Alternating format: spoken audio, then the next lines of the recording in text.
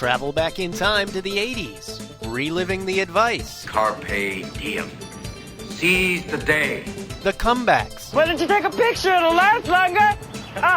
and the technology. Are you telling me that you built a time machine? Out of a DeLorean? Because just like you, we're stuck in the 80s. Can you say stuck in the 80s?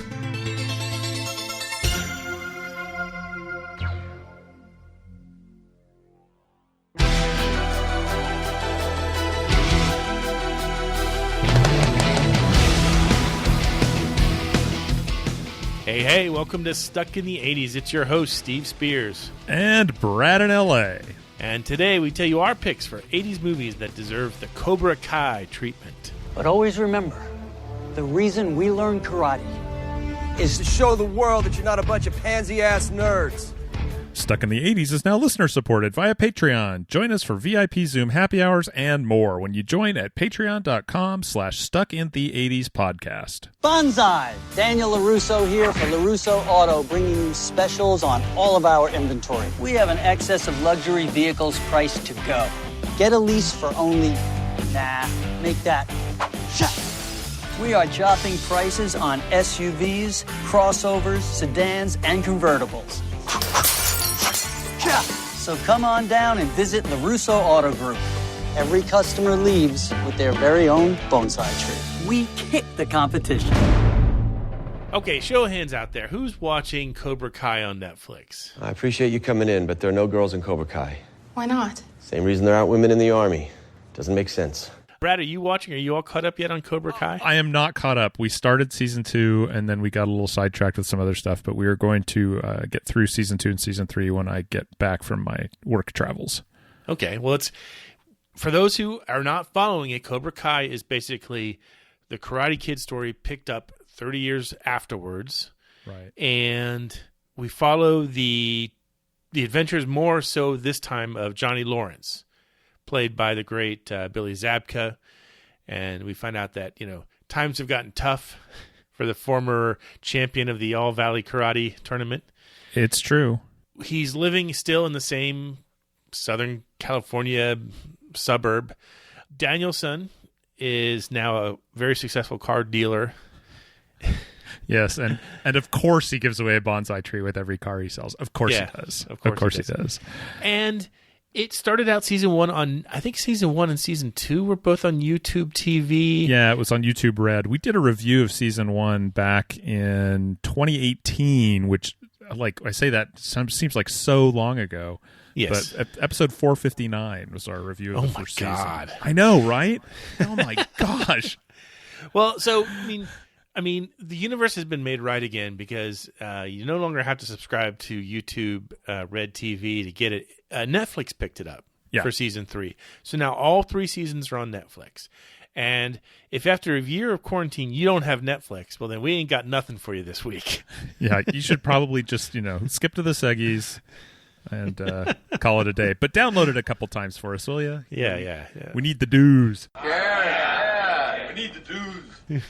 So it's proven to be phenomenally popular and successful. I presume it's successful. I presume that Billy Zabka and Ralph Macchio are making some coin off of this. Yeah, I don't think they made 3 seasons because of their artistic integrity, let's put it that way.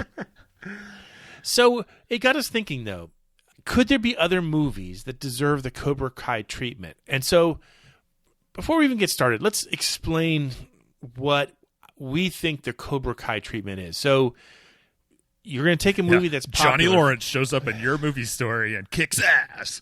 We're going to pick a movie from the 80s. We're going to pick up the story from it 30 years later. We might focus more on a single character than the overall plot.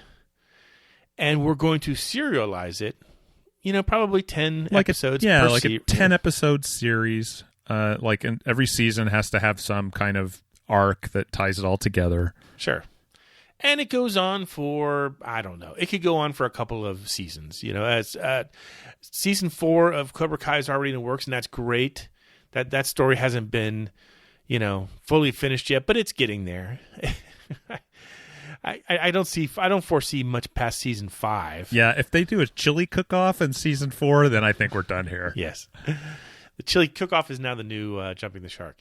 So, in that scenario, in that sort of like framework, Brad and I sat down a few weeks ago and we started thinking about 80s movies that deserve the Cobra Kai treatment. It's a bit of a tongue twister, especially if you've been napping for the last 2 hours. Napping. Maybe he's still asleep, folks. This could be sleep talking. So anyway, each one of us has picked 2 movies. And here's the fun part. We let on to this a few weeks ago on social media. And so we have a bunch of ideas from our listeners. Some of them much more thoroughly thought out than our own, which is surprising and yet not really fair. Surprising at all. Yeah, that's fair. So let me go first. You know what, Steve? I would take it as a personal honor if you would take the first slot. Go ahead. Make my day. So here's what I'm going to do. This is interesting. I'm already going to kind of throw a curveball on my first pick. Originally, I started thinking about Revenge of the Nerds. Nerds! Nerds! Nerds! Okay. And then I started thinking about, well, what other movies are kind of like Revenge of the Nerds? What kind of movie, would be set 30 years in advance and probably still involve the same scenario? And I thought, well, Real Genius. Would you be prepared if gravity reversed itself? The only thing I can't figure out is how to keep the change in my pockets. So, my idea is Revenge of the Genius. I am so in on this. When you told me about this, I'm like, Revenge of the Nerds, really?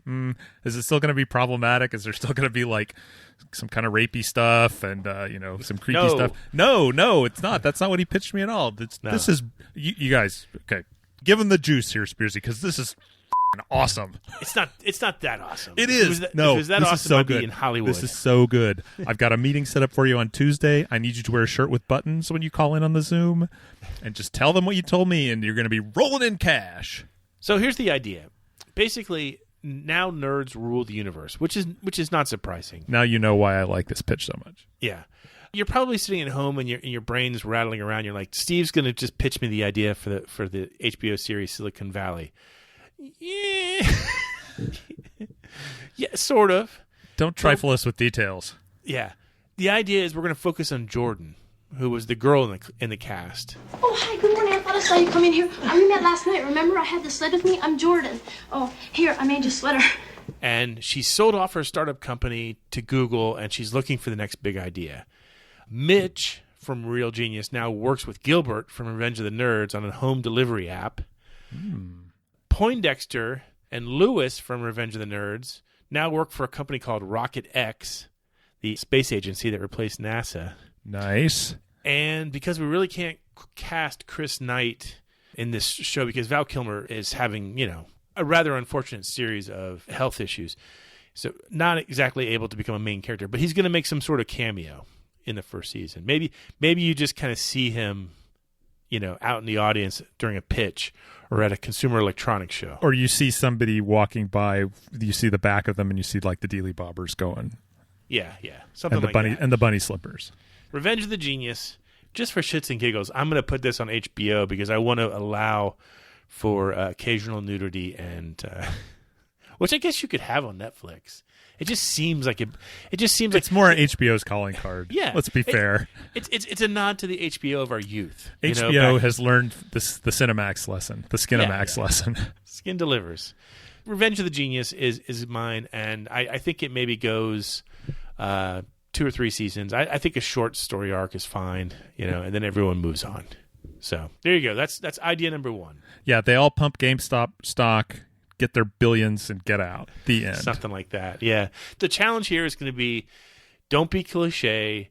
Don't parody Silicon Alley too much. Don't try to be too contemporary. Don't try to put a GameStop storyline in there, for example. Yeah, we already did that in the 80s. It was called Trading Places. Yes. There are some challenges there. I think that these actors, for the most part, they're going to look good. They're going to still do a great job. They're still kind of in the business, so it'll be fun. And then cameo throughout the series. So I love it. I think it's a brilliant idea to blend two like that. Okay, so what's your first idea, Brad? I kind of hate you for having an idea that's that good. My first idea, the first thing I'm going to do is break our rules that we just described. I'm not going 30 years into the future for this character. What my viewers want to know, Steve, is what the heck is going on with Marion Ravenwood? Indiana Jones. Always knew someday you'd come walking back through my door. I never doubted that. Something made it inevitable. So what are you doing here in Nepal? I need one of the pieces your father collected. I learned to hate you in the last 10 years. I want to do a prequel series to Raiders of the Lost Ark and answer some questions about Marion. Okay, like what questions? I mean, what really happened between her and Indy? That's maybe a little tricky to cast because I think we all have a pretty good idea what Harrison Ford looks like. So I'm not sure how we cast that. Nowadays, I mean, like look at Jeff Bridges in Tron Legacy. Where Okay, they yeah, unaged him. You could deep fake it. That's true. How did her father die? You know, what happened there? Why did she follow him around all those years? And how did she end up in Nepal? And more importantly, why is she staying there? What is it that has got her anchored to this bar in Nepal? And really the most important question I think of all, Steve, is what kind of whiskey does she serve in the bar? Is it I'm betting Jim there's Beam no whiskey. Or is it Wild Turkey? It's neither. Something tells me it's some homebrew that she mixes in the back. Oh, okay. With pine sol and antifreeze. Yeah, something like that. Just enough to give it a kick. Too much causes blindness. Is that a fair mix? I'm saving lives here. The straight stuff would raise a blood blister on boot leather. I meant it seemed like a lot of whiskey. Speaking of that scene, let me ask you a question. Let me take us on a sidebar for a second. The drinking scene where they're sitting there going shot for shot, until the big guy who topples over. Yeah, right. Kind of reminds me of myself, tumbles over. Have you ever been in like a shot for shot drinking contest like that? No. Huh. No. Should we do that on the next cruise? I don't know. I don't know that there's worse places to be hungover than on a rolling boat, but I guess we could find out. Yeah, that's probably not a great idea. We'll be doing shots of ginger ale. Yeah. I can't drink ginger ale. I win. When I was in college in the 80s, we used to do this thing called a rum and Coke slammer. You ever heard of those? Okay. Are those the things where you have like the special glasses and you put the Coke and it floats the rum across the top? Yeah, there's two ways to do it. There's a special glass where you fill the bottom with Coke and then the top has the rum float on it. Yeah, I've done those. So, yes. But before those were invented, before someone made before technology caught up with it, yeah, you take a shot glass, just a regular old shot glass, and you'd make it, I don't know, like 5/8 rum, and then you just put just a little float, tiny float of Coke, and then you put your hand over the top, you cup it, and then you bang it on the table. When you bang it on the table, the soda mixes with the rum real fast. It gets all fizzy, and then you down it real fast. Okay. We learned this in college at the University of Florida. I mean, I don't remember too much. I remember something about guns and butter in my economics class, and I remember rum and Coke slammers. So one weekend we come home to my parents' house in summer or something like that, and they had a sailboat at the time, and so they would go on these little weekend sailboat trips, and I could have the house to myself. So we threw a party. I thought this was a party! Let's dance! And we started unintentionally reenacted the shot for shot thing, doing rum and Coke slammers, until literally one of my friends just pretty much just like clonk. Well, he fell out of his chair, and then he went to the bathroom and just heaved all over the place. And we didn't know what to do. I mean, it was so we covered him with towels. Covered him with bath towels. And people continued to use the bathroom, even though he was covered in towels and passed out in the corner. And I had way too many at that point too, and I didn't know how to clean up the mess. So what anybody in my situation would do, I got out the vacuum cleaner and vacuumed up all the vomit. Oh my Lord! Oh God, that's gonna stink. And yeah, so I just this is what the drunken mind of a 20-year-old would do. Yeah, you're like, well, I gotta clean up stuff fast. That's a vacuum cleaner job. Yeah. So I did that. We vacuum up the vomit. I mean, there's vomit on shelves. There's vomit on. It was he was letting it go. He was just. I mean, he had a lot of food that day. I can tell you that. Yeah. And so the next day, when I finally come out of what I'm sure was some righteous hangover, the one thing I had to do was run to Sears and get a new vacuum bag to replace the vacuum bag. The vomitrocious one. My younger sister was there for that party, and I basically had to bribe her to say, so look. I was going to say, is she going to rat you out? Yeah, I said, look, nobody repeats this story at all until we no longer have that vacuum cleaner in the house. Damn if that vacuum cleaner didn't last like 30 more years. And I just threw it away this Christmas. My mom finally did throw it away, like, I don't know, 5 years ago or something like that. And when you didn't tell her the story, did you? We told her the story at that time. Did she know? Because, like, parents are remarkably perceptive. Like, a lot of stuff, they're like, oh, they think they got away with that. It's fine. No, they knew that they knew that I'd thrown a party only because two people went into the master bedroom and took a shower together. And she could tell that the shower stuff had been monkeyed with. So we got busted for the party, but we got off scot-clean on the vomit vacuum cleaner. So yeah.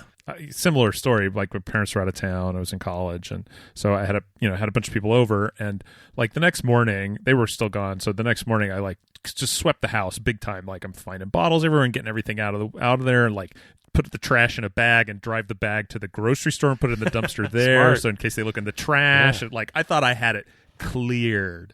And then my folks come home, and my mom sits down on the couch, and within about 15 seconds, she's like, "Did you have people over here this weekend?" I'm like, "Why? What do you mean, Mom?" She's like, "Well, I found these beer caps in the couch." I'm like, son of a bitch! Yeah. I forgot to check the couch cushions. That's cool. Anyway, so we can. I don't think I got in too much trouble because like the place wasn't wrecked. We'll but reenact the rum drinking scene for your sequel. In any case, excellent. Okay, excellent. I've got another one here. Now this one's not going to be. Everyone's going to kind of go, "What? I don't see this." Do you remember the movie Colors? You heard the one about the two bulls? Not yet. Not yet. Well, these two bulls are sitting on a grassy knoll overlooking a herd of Guernseys. And the baby bull says, "Hey, Pop, let's run down and one of those cows." But the papa bull says, "No, son. Let's walk down. Them all." Oh, yeah. That's Sean Penn and Maria Conchita Alonso. Robert Duvall. And Robert Duvall, right? Yeah, no, I remember that very clearly. So the original movie from the late 80s was Robert Duvall is like this seasoned cop. Sean Penn's like this newbie, and they basically have been put on into a partnership together to go fight gang crime in L.A. Plenty of opportunities there in the late 80s. Oh, my gosh. So, and at the end of the movie, spoiler alert, Robert Duvall gets shot and killed. And then the last scene you see is Sean Penn breaking in a new partner,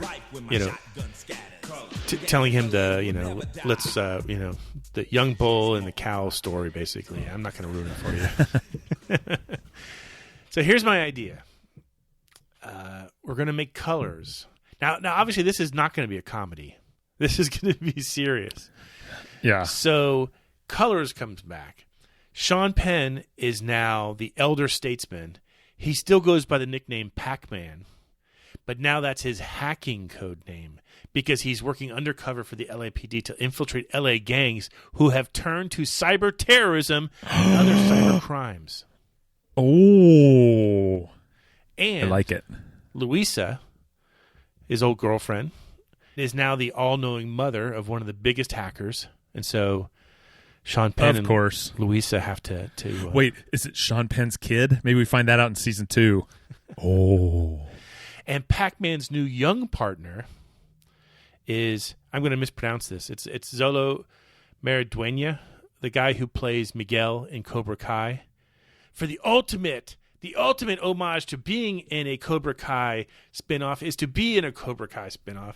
So I'm going to say that's stunt casting, and I 100% approve. So Zolo is now Pac-Man's partner. He's a brilliant young coder, a computer genius, but very naive about the dangers of the gangster cyber business. So, like, those guys shot at me. Why are nerds shooting at me? And just if you want me to boil it down to the 10-second elevator pitch for Hollywood, it's Colors meets Mr. Robot meets Hackers. Boom. Done. Steve drops the mic.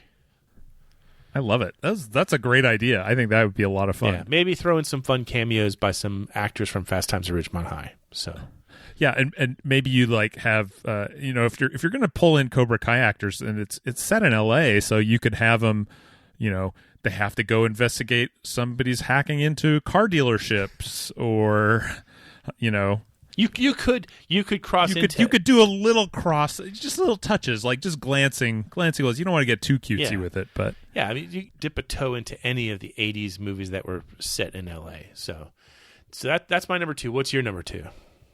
My number 2, and honestly, this is my number 1. This is my idea that. Are you familiar with the holiday film Elf? Yeah.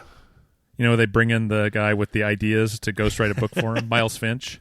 This is the idea that I'm psyched out of my mind about. I'm tapping my book right now. Got one idea that I'm especially psyched out of my mind about. I give you 30 years on Hoosiers. I don't know if it'll make any change, but I figure it's time for me to start playing ball.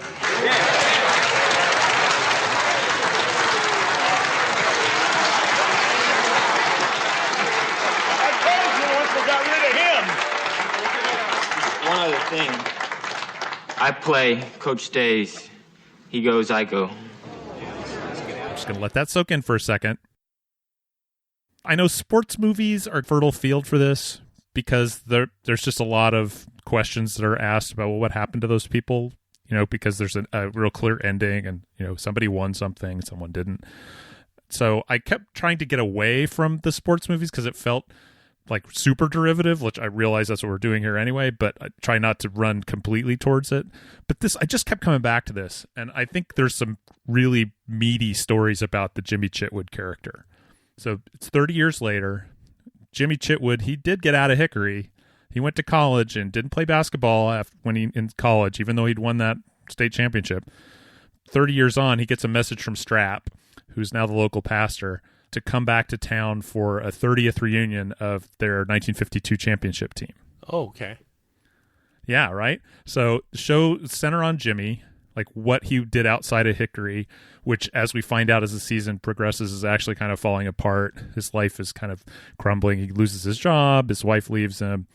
And the life he starts to put together after this visit in Hickory, the one that his teacher, Barbara Hershey, was worried about, that he would just be, worshipped as a guy who won a basketball game once. Ollie's now the superintendent of schools, and he convinces Jimmy to coach the basketball team. And we go from there. So you've almost done the reverse. Instead of taking something set in the 80s and set it in current times, you're taking something from decades before the 80s and setting them in the 80s. Wow. Yeah, so I watched this movie last week. I hadn't seen it in a while, and I thought, you know what? I deserve a nice, uplifting screening of Hoosiers. I'm sure I cried at the end. He makes that shot every time. I'll make it. Oh, the whole movie right there. I'll make it.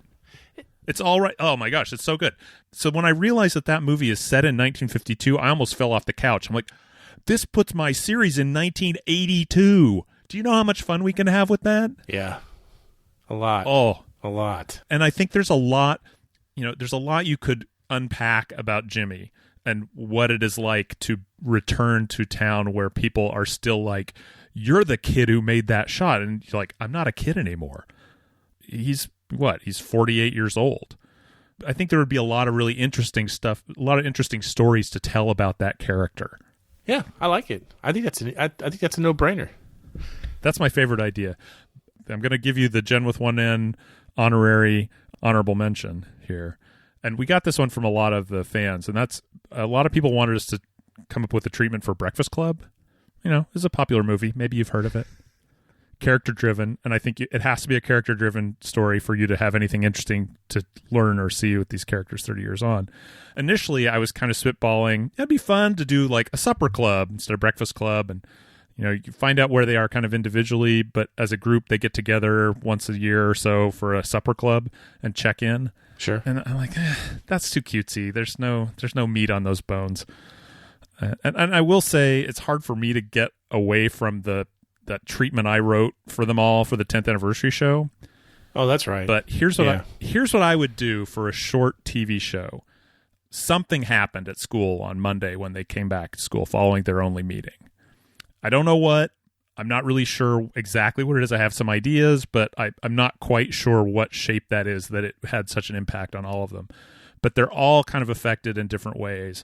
And 30 years on, they're still kind of dealing with that something, which I think you'd slowly kind of tease that out over a 10-episode season, and you'd kind of figure out what had happened and how they all ended up where they are. And as a companion piece, I'd also like to pitch a companion like web series that would just be on YouTube that would just focus on Carl the janitor. You're obsessed with that. How did he go from man of the year to janitor? Yeah, I'd like to lay out this challenge. We're gonna read the other ideas in a moment from the other listeners, but listeners out there, I mean, a lot of people wanted us to come up with a story for Breakfast Club, and I just don't know that. I mean, that's like it's like, why don't we rewrite the Bible while we're at it? You pitch us your ideas for the Breakfast Club Cobra Kai series, and let us know what send you us think. a treatment. We'll reward the best idea with, and we'll take credit for it, and we'll send you a get T-shirt or something, or I'll send you one of the 3,000 special edition DVDs I have of Breakfast Club, because everybody gets me one thing. I certainly don't have this one yet. Anyway, let's read some of the other ideas here. So Dave Parrott had one. He said, quote, "For me, I would like to see what happened to the characters of St. Elmo's Fire. Did Alex and Leslie get back together as they suggested in the John Parr video? Or did she end up with Kevin? Did Jules become the queen of the world? Did Wendy and Billy ever get back together? So many questions, so few answers." That's a good one. Yeah, that is a good one. Chase Squires had the same idea, basically, on a St. Elmo's Fire. He actually sketched it out a little bit more, though. So Chase is our old friend. Chase was on several of the podcasts in the early years, including the epic Miami Vice episode, which I still think is one of our best earliest episodes. His St. Elmo's Fire treatment comes like this. Kirby owns the bar, never did get through law school, and he was only going to law school to get the girl anyway. He works too hard, has affairs with young waitresses, and stalks Dale Bieberman on Facebook. That's interesting. Billy did a stint in prison, but assures us it was all a misunderstanding. Yeah. He's burned through a string of fresh starts and 1 in a million opportunities, and he's still the hustler and Billy the kid. I buy that. Yeah. Kevin had a hell of a run in newspapers until the newspaper industry died and he was a victim of early retirement. He's been, quote-unquote, working on a book for a few years and living off his 401k and trying to avoid going into marketing or some other content farm. Ouch, that hurts. I'm telling you, that's getting personal. Yeah, it's like it's describing my job. I have feelings too, Chase Squires. Chase continues. Wendy married Howie against her better judgment, but there was never a spark. 2 kids later, she's a single mom with a chain of Hallmark stores. She's putting the kids through college. That's brilliant. And is oh my gosh, still friendly with Howie, who longs to have her back. She wished she had worked it out with Billy. Okay, yeah, I buy that. Mm-hmm. Alec had a stormy career in politics, culminating in getting elected to Congress, and caught in an insider trading scandal and a brief minimum security prison stay. Man. Increasingly drawn to the far right, he wrote a fiery autobiography manifesto in prison that rocketed up the New York Times bestseller list. He's now a vain, ill-informed, and very loud commentator on OAN and is a bit unhinged. His late-night rants at the bar are legendary. Okay, and lastly, Jules took her own life some years ago and is only seen in flashbacks.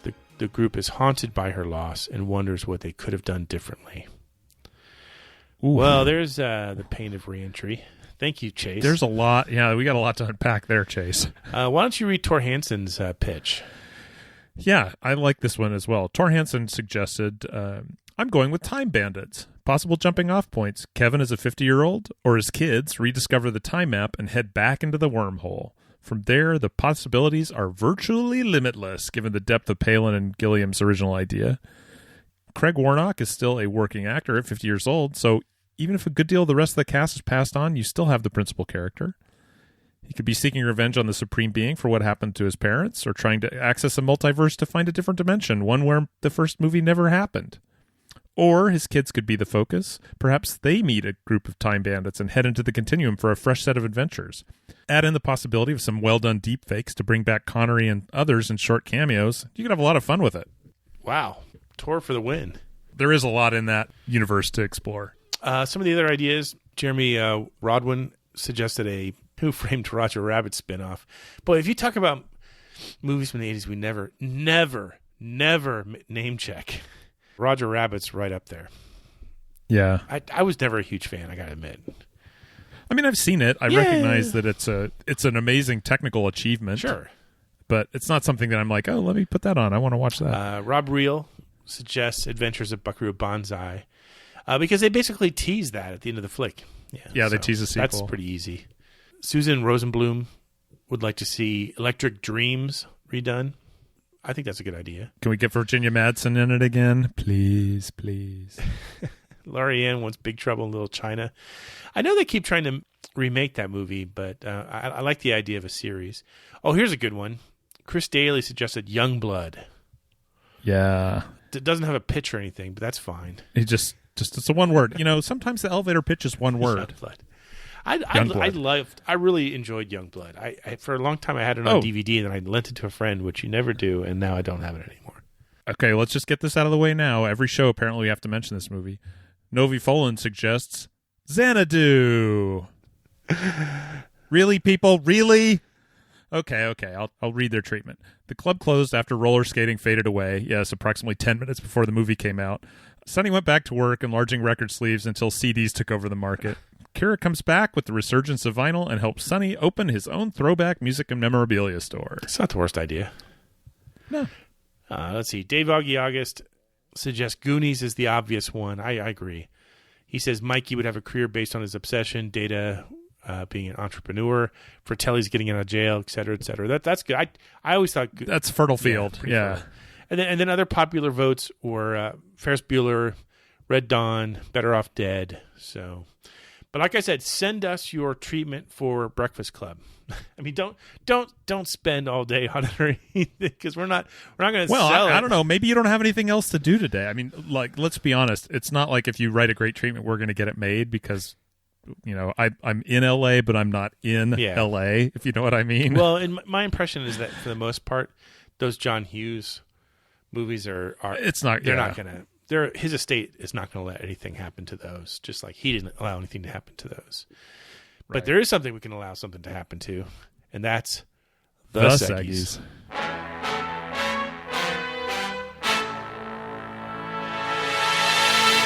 The mystical refrain that is listener mailbag. Actually, I don't think listener mailbag is a mystical refrain.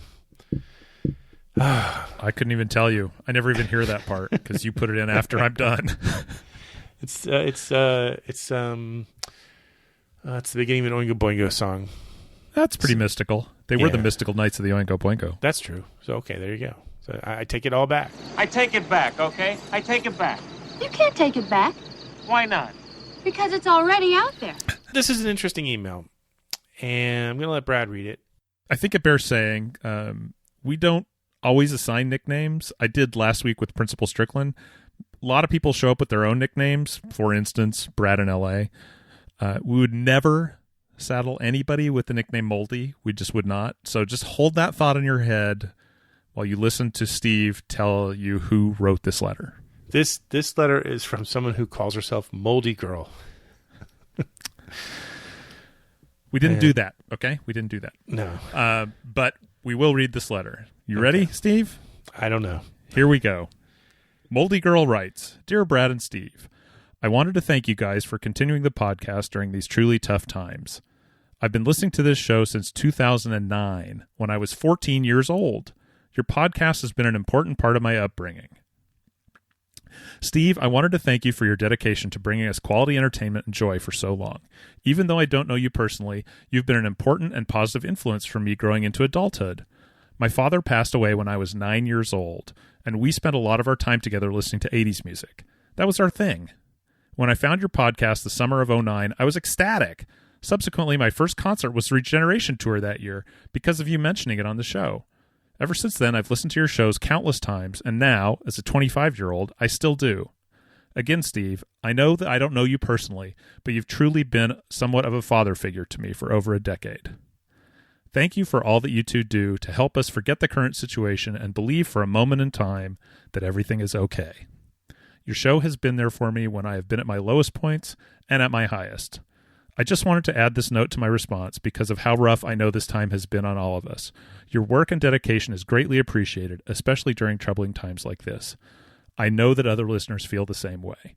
There's so much more that I can say, but for now, thank you. Forever grateful, Moldy Girl. Wow.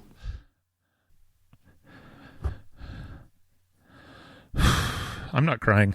You're crying. Yeah, that's. I don't. I find it hard to believe that I've been a positive influence on anybody. Believe it, mister. Believe it. But that's incredibly touching.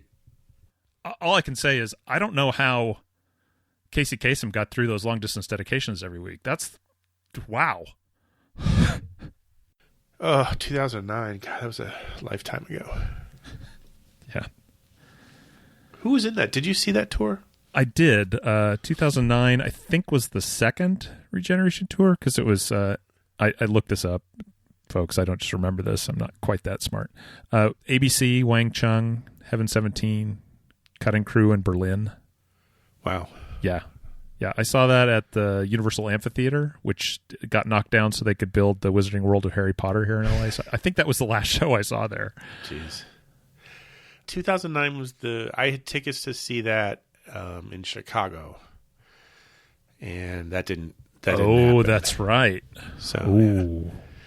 Anyway, fantastic letter. I've written Moldy Girl back, and we've talked back and forth, and she knows how much that letter means to me, and all your letters, really, we read them all, and even though we don't always have time to share them on the show, it all means a lot to us. And as always, if you want to drop us a line, the email is podcast@sit80s.com.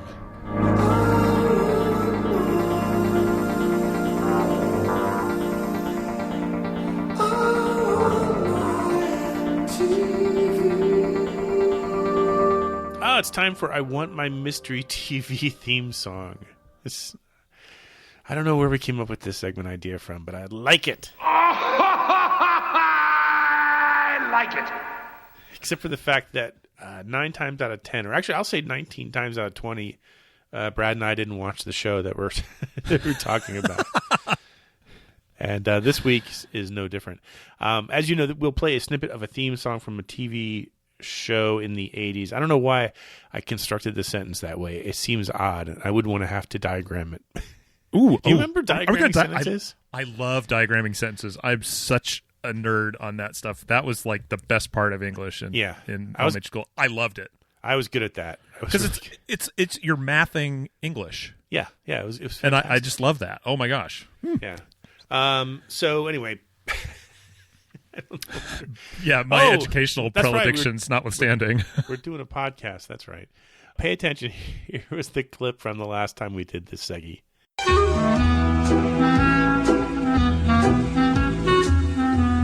Of course, it's the theme song to The Law and Harry McGraw.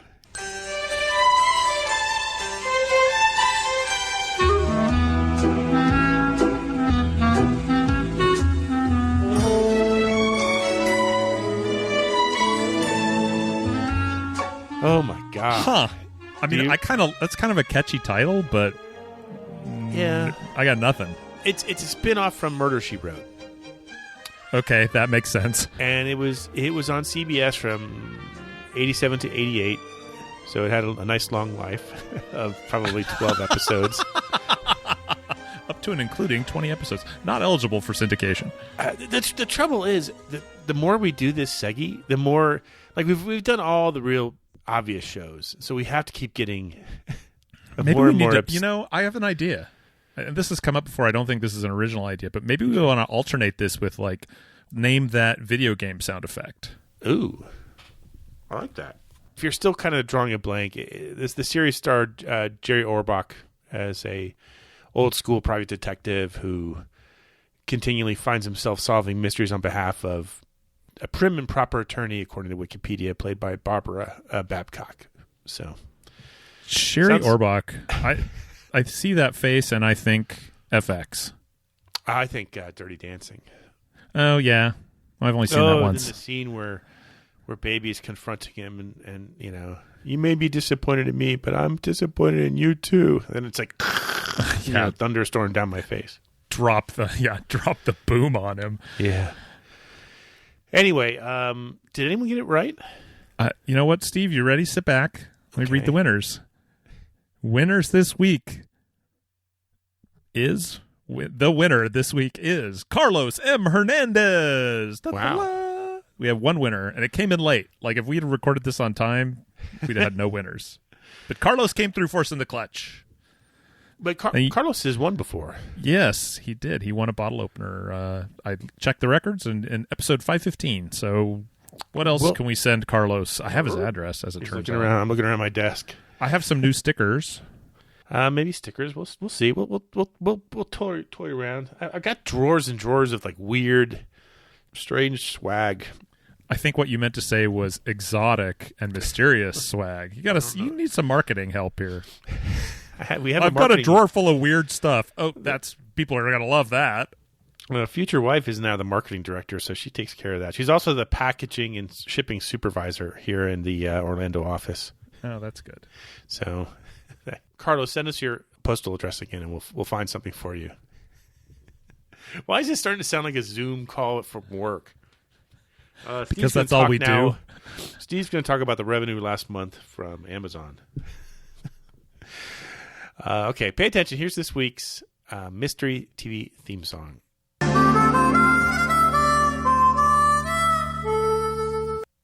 If you know it, email us at podcast@satas.com and tune in next time because we probably will actually do Brad's idea. I like it a lot. We'll do mystery video game. We'll come up with a snappy title that's hard for Steve to pronounce. That'll be just lots of glottal anything. stops. And just about anything. We'll be right back after this commercial break. Being where you want to be, taking things the way they come, only picking up what gives you inspiration, sipping on Bacardi rum. La la la Bacardi rum, sipping on Bacardi rum. And we're back. We have time just to thank some patrons. So, Brad, take it away. Steve, we do have some new patrons this week. We want to extend the hearty hand clasp of thanks to Fred Query, David Scott Dietrich, Joseph Perdue, Chris Stenftenagel. Chris, if I screwed that up, please send me a correction and I will happily read it again. Thomas Strickland and Alexander Ryan. Thank you to each and every one of you. It really does mean a lot to us. It helps us cover the cost of the show and helps us produce more content. Exactly. If you haven't caught up with Cobra Kai, Brad, spend some time and work on that. Okay. It's worth it. It is really a fun series, and I don't want to give too much away, but a lot of the smaller actors, they're not small, smaller roles from the movies do make cameos during the series. So. And one benefit is that show was actually written by professional writers instead of the nonsense and drivel that you got from us today. Yeah, that is a huge bonus. And also don't forget to send us your Breakfast Club. Your homework, as you might remember, the Breakfast Club treatment due tomorrow. No less than 12 pages. Double spaced. So we'll see. In the meantime, Brad and I will remain here, along with Moldy Girl and Weepy Steve. Hopelessly stuck in the 80s. Stuck in the 80s is now on Patreon. If you'd like to support the show, go to patreon.com/stuckintheeighties podcast. Special thanks to Check Battery Daily for our theme music, and thanks for listening.